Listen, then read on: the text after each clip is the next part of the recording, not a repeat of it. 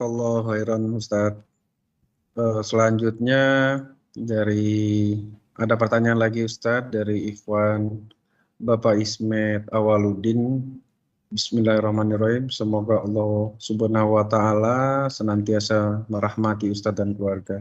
Izin bertanya, apakah ada doa harian yang senantiasa diucapkan oleh Rasulullah Shallallahu alaihi wasallam, Pak Ustaz? Itu saja. Masya Allah, barakallahu fikum. Ya hibbati fillah. Yang jelas Nabi senantiasa berdoa. Jadi pernah datang sahabat kepada Nabi, kepada istri Nabi atau para tabi'in, tanya kepada Aisyah radhiyallahu taala, Nabi itu ngapain aja sih? Gimana sih perilaku Nabi alaihi salatu wassalam? Maka jawab Aisyah radhiyallahu taala anha, kana khuluquhul Qur'an. Perilaku Nabi itu Quran. Kau baca Quran. Jadi perintah-perintah di sana Nabi orang yang pertama kali mengamalkannya. Di antara doa harian Nabi alaihi salatu wassalam yang biasa dibaca pagi dan petang umpamanya. Sayyidul istighfar. Beliau biasa membaca Allahumma anta rabbi. La ilaha illa anta khalaqtani wa ana abduka wa ana ala ahdika wa wa'dika mastata'tu. A'udzu bika min syarri ma sana'tu. Abu'u laka bi ni'matika alayya wa abu'u bi dhanbi faghfirli fa innahu la yaghfiru dzunuba illa anta. Kemudian yang biasa dibaca ketika pagi juga, Allahumma inni as'alukal afwa wal afiyah fid dunya wal akhir. Ya Allah, aku mohon kepadamu maaf dan keselamatan di dunia dan di akhirat. Allahumma inni as'alukal afwa wal afiyah fi dini. Di dalam agamaku aku minta maaf dan keselamatan. Wa dunyaya, dan duniaku ya Allah. Wa ahli, dan minta keselamatan buat keluargaku. Wa mali, dan di hartaku ya Allah. Allahumma astur aurati, ya Allah tutupi kekurangan-kekuranganku. Wa amin rawati, dan amankan rasa takutku ya Allah. Allahumma hafadni min baini yadayya wa min khalfi. Wa an yamini wa an shimali wa min fawqi wa a'udzubika an ughtala min tahti. Ya Allah, jagalah aku. Nih minta penjagaan sama Allah. Kalau kita bicara jaga diri dari COVID-19, Nabi tiap pagi minta, tiap sore minta penjagaan. Jagalah aku ya Allah, dari depanku, dari belakangku, dari kananku, dari kiriku, dari atasku, dan aku berlindung kepadamu jangan sampai aku disesatkan dari bawah. Itu doa Nabi SAW. Kemudian yang lainnya, doa Nabi SAW. Allahumma bika amsayna.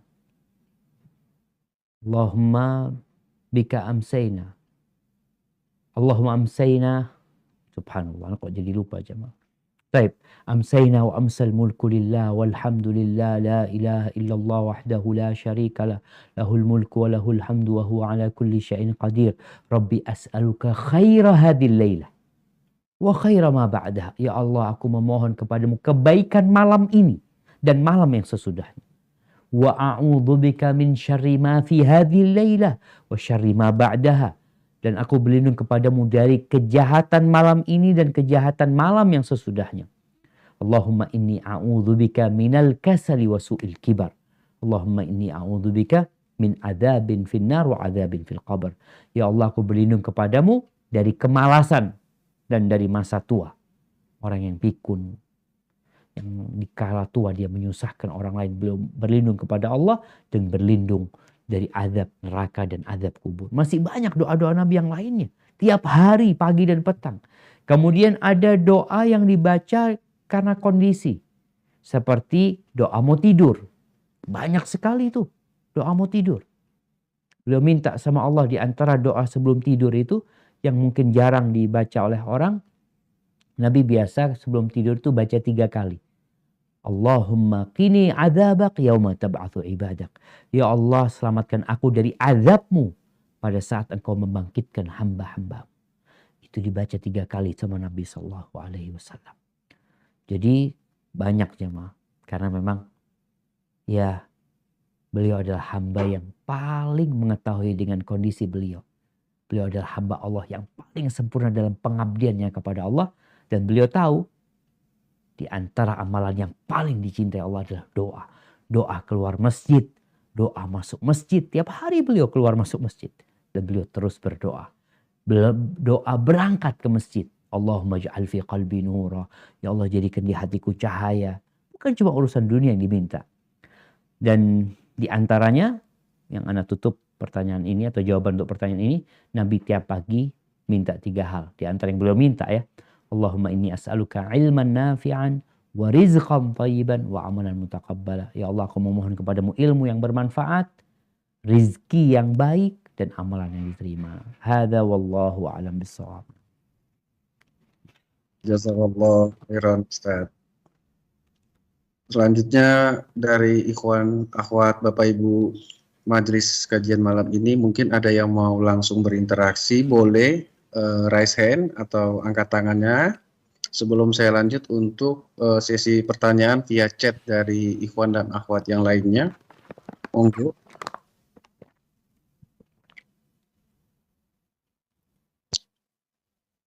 Baik, kalau gitu saya lanjut ke pertanyaan berikutnya, Ustadz. Dari Ikhwan, Pak Vita Prihatoni. Ikhwan, mohon bertanya, 1, bagaimana caranya agar doa kita selalu diijabah atau dikabulkan oleh Allah Ta'ala? Pertanyaan kedua, bagaimana caranya agar kita selalu semangat untuk selalu berdoa, karena anak kadang merasa malas atau lupa untuk berdoa. Misal saat anak merasa bahwa doa tidak dikabulkan Allah, semangat anak jadi turun. Atau ketika anak mendapat kesenangan, anak terkadang juga lupa untuk berdoa, Ustadz. Subhanallah. Naam. Ahibati fillah. Itulah manusia. Ketika dia sedang senang, dia jadi lupa untuk memohon kepada Allah Azza wa Jal. Allah Azza wa Jal berfirman, ini anak akan jawab dari yang kedua ya, sebelum menjawab pertanyaan yang pertama. Allah mengatakan, wa idza an'amna 'alal insani a'rada wa na'a bijanibin, di surat Fussilat ayat 51. Kata Allah, apabila kami memberikan nikmat kepada manusia, kita kasih sehat, kita kasih rizki, atau apa saja, dia berpaling dari mensyukuri Allah Azza wa Jal. Bahkan dia kadang-kala jadi sombong, berefuria, bergembira, sampai lupa sama Allah Azza wa Jal. Wa idza massahu syarru, tapi kalau dia ditimpa keburukan, sakit, miskin, bangkrut, di PHK, fadhu du'ain arid, doanya panjang-panjang, minta sama Allah Azza wa Jalla. Itu kondisi manusia. Maka bagaimana supaya kita terus berdoa? Ya, tadi kita telah menyimak keutamaan doa. Ketika orang tahu ini amalan yang mulia, yang dicintai sama Allah Azza wa Jalla, masa engkau gak akan doa? Ketika kita tahu doa ternyata diperintahkan sama Allah Azza wa Jalla, masa engkau gak mau doa? Tatkala mendengar sabda Nabi SAW, yustajabu lil abdi, akan dikabulkan bagi hamba, malam yad'u bi itsmin wala qati'ati rahim. Selama doanya tidak mengandung dosa dan memutuskan satu rahim, akan dikabulkan. Jawabannya 1 dari 3. Masa kita nggak mau doa? Hanya saja manusia itu terburu-buru. Wa kanal insanu ajula, tergesa-gesa. Kalau dikatakan tadi, merasa doanya yang nggak dikabulkan, akhirnya malas berdoa. Rasulullah SAW mengatakan, yustajabu lil amdi malam yasta'jil. Akan dikabulkan doa hamba selama dia nggak tergesa-gesa. Kaifa yasta'jil ya Rasulullah? Gimana orang tergesa-gesa wahai Rasulullah? Alaika salatu wassalam ya Rasulullah.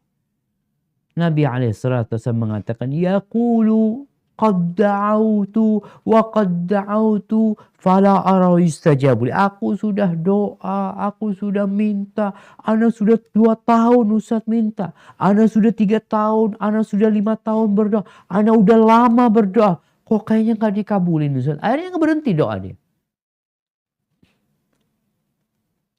Kehilangan fadilah doa dia.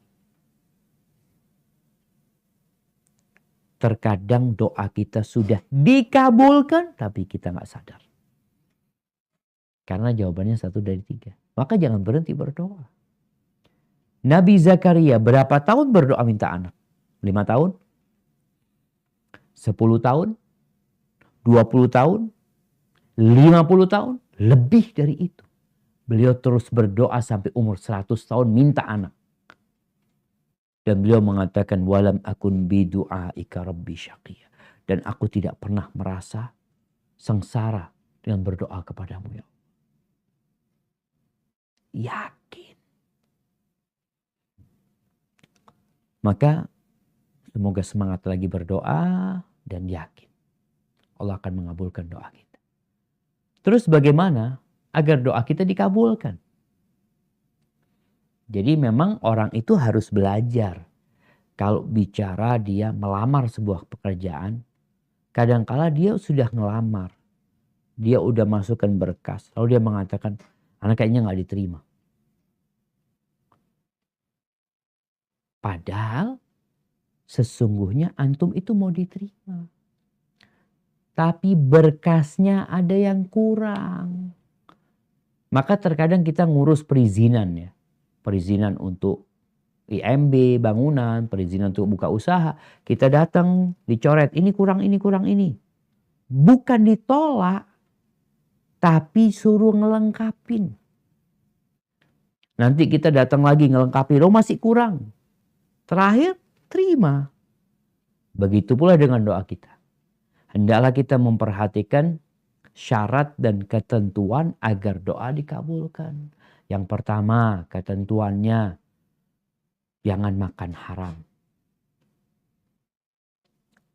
Orang kalau makan haram, ya kata Nabi SAW, menceritakan tentang seorang laki-laki dalam perjalanan yang panjang. Kondisi fisiknya menunjukkan dia orang yang miskin, orang yang hina, kusut bajunya, kusam wajahnya, penuh debu rambutnya. Dia angkat tangan, dia panggil Allah dengan namanya, Ya Rabb, Ya Rabb. Lalu kata Nabi SAW, gimana mau dikabulin doanya? Makan haram, minum haram, bajunya dari yang haram. Dikasih makan dari yang haram. Gimana mau dikabulkan? Jadi kita perlu untuk introspeksi diri kita. Jangan-jangan anak sering makan haram. Kayaknya anak dulu makan di kampus itu di kantin gak bayar. Emangnya halal yang kita makan? Ketika kita gak bayar. Dan kita niat gak bayar. Bukan utang yang terus dia mau bayar. Memang dia makan haram. Jangan diremehkan yang seperti itu. Banyak yang makan suap. Banyak yang transaksi riba. Banyak kondisi-kondisi yang memang ada harta yang haram di diri kita. Maka kalau ingin dikabulkan, hendaklah menjaga harta kita. Yang kedua, hendaklah yakin dikabulkan. Tadi disebutkan. Ud'ullah kata Nabi SAW, wa antum muqinuna bil ijabah. Berdoalah memohon kepada Allah dalam kondisi yakin dikabulkan sama Allah Azza wa Jalla. Harus ada keyakinan. Jangan setengah-setengah. Ana coba ana mau doa ya malam ini ya. Bukan coba. Aku akan terus berdoa memohon kepada Allah. Kemudian yang ketiga, doanya nggak boleh mengandung dosa atau pemutusan silaturahim. Kadang kala punya masalah sama kerabatnya, ya Allah mudah-mudahan fulan tabrakan. Gimana kau doakan dosa?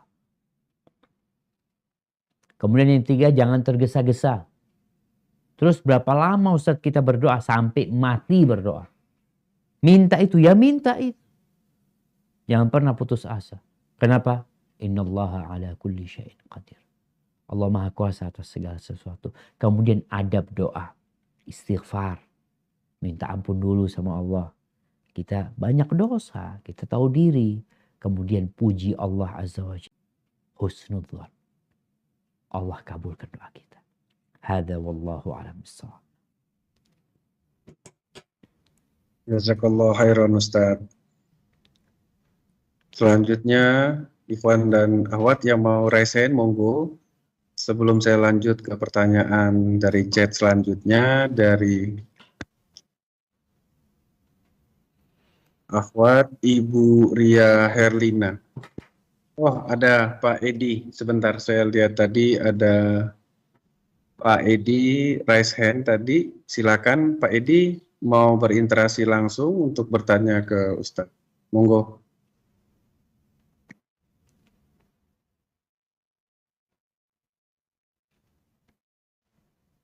Monggo, Pak Edi tadi yang raise hand.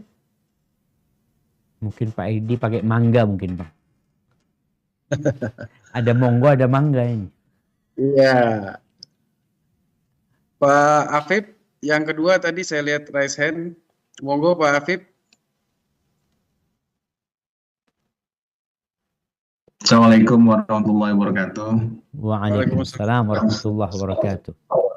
Barakallahu fikum Ustaz. Insyaallah wa fiik wa barak. Ahlan wa sahlan. Naam, tafadhal. Namun tanya Ustaz masalah doa dalam sujud, terutama pada waktu sholat fardu ya Ustaz. Soalnya Anda pernah lihat juga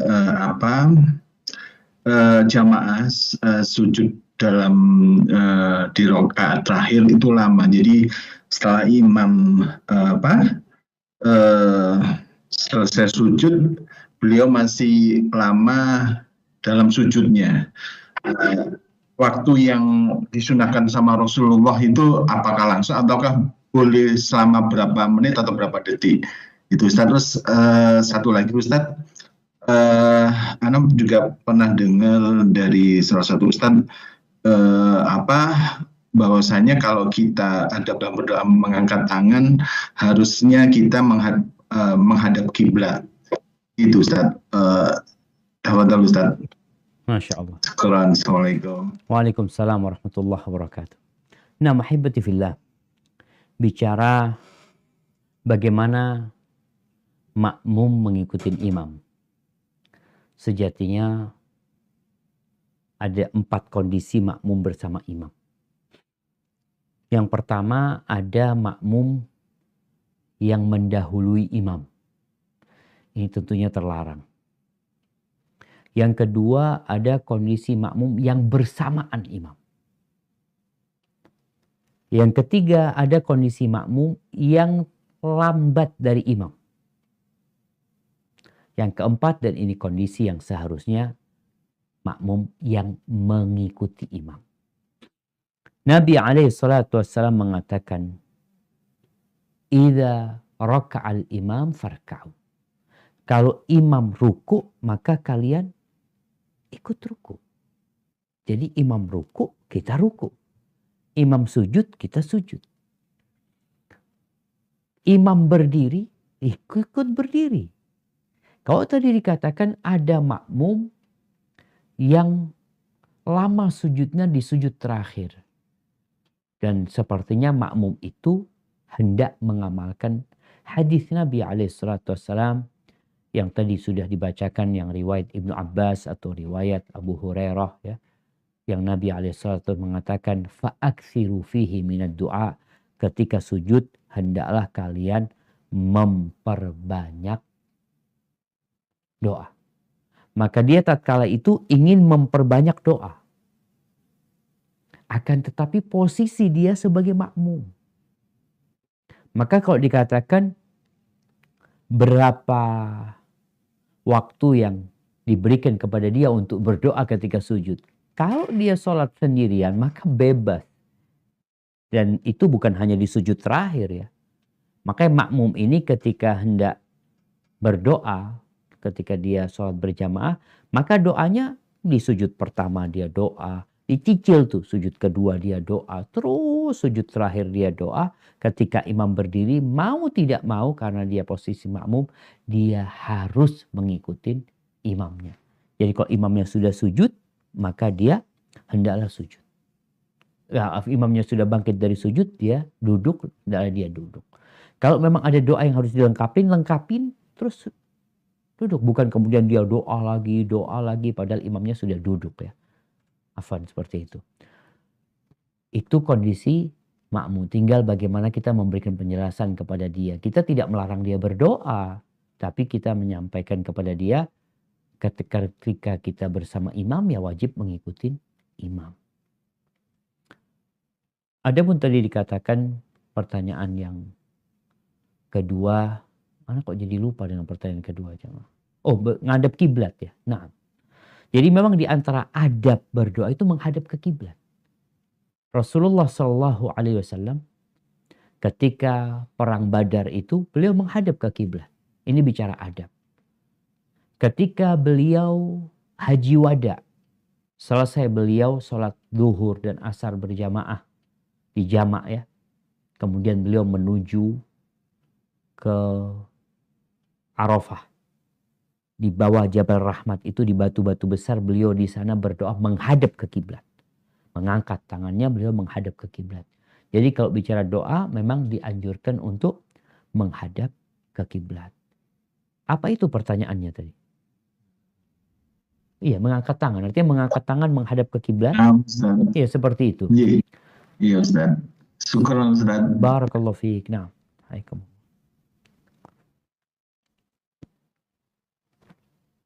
Jazakallah khairan Ustaz. Akhwan dan ikhwat, Bapak Ibu Majelis Al-Ihsan, berhubung waktunya juga yang tinggal 5 menit lagi, satu pertanyaan terakhir yang akan saya sampaikan dan saya bacakan dari Ibu Ria. Ini mempertanyakan, Assalamualaikum, semoga Allah Subhanahu wa Ta'ala menjaga Ustadz Syafiq ketika sholat di waktu sujud berdoa, baik di sholat wajib atau di sholat sunnah, lalu kita menetes air mata atau malah menangis. Ini diperkenankan atau tidak, Ustadz? Dan menangis ini karena doa, memohon ampunan, dan menyadari akan dosa yang banyak, bukan menangis karena hal-hal lain. Barakallahu fikum. Naam, ahibati fillah. Bicara doa dalam sujud, sebenarnya dalam semua sujud. Jadi bisa jadi itu sholat wajib, bisa jadi itu sholat sunnah. Nabi SAW menjelaskan kalau sedang sujud, bersungguh-sungguhlah berdoa, memperbanyak doa. Umum. Hanya saja ketika jadi makmum, hendaklah mengikuti imam.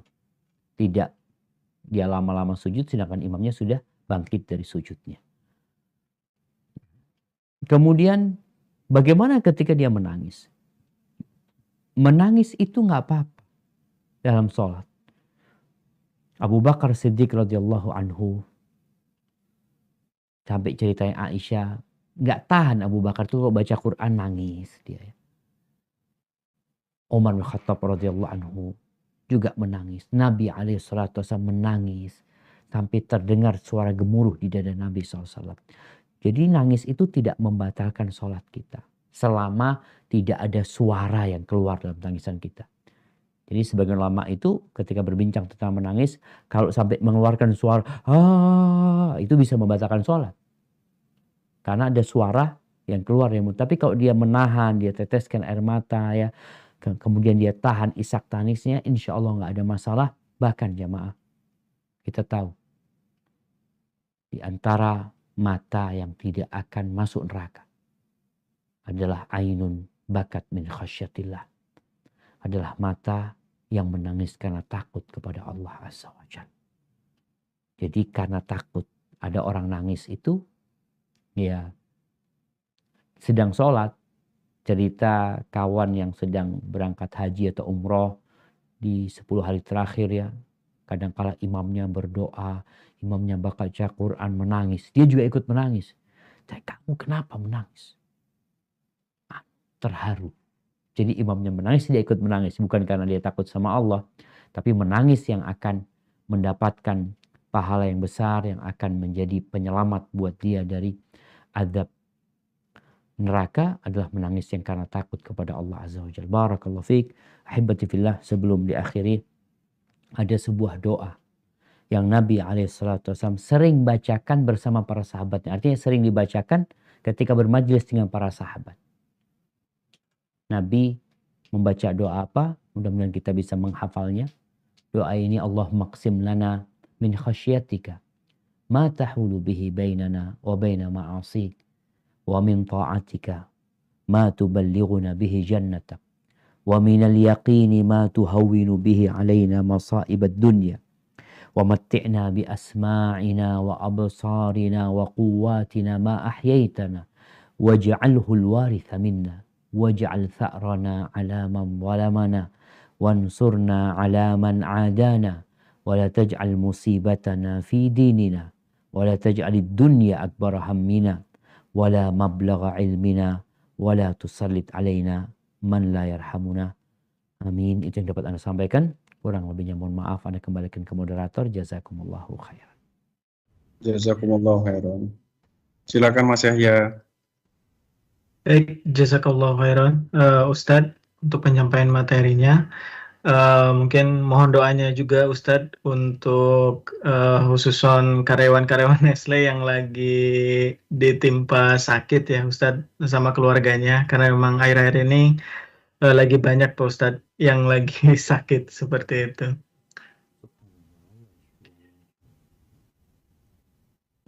Oke, demikian kajian kita untuk hari ini. Mari kita tutup dengan doa penutup majelis.